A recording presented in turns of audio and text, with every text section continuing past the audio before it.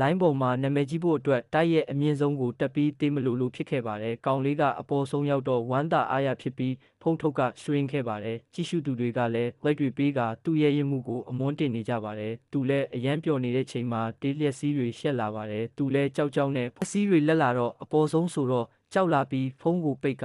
အောက်သို့ငုံကြည့်လိုက်ပါတယ်။ထိုအချိန်ဆရာသမားကချေမခိုင်ပဲပြုတ်ကျသွားခဲ့ပါတယ်။ဆရာသမားကအပေါ်ကနေအောက်ဒိုင်ပင်ထိုးနေချိန်မှာရုတ်တရက်လေထီးရှိတာတတိယသွားပြီးလေထီးကိုကောက်ဖွင့်လိုက်ပါတယ်လေထီးလဲသူမထိန်ချုပ်တာတင်ကန်ရတယ်လို့လေကျိုးဆွဲရာနောက်ပါသွားပါတယ်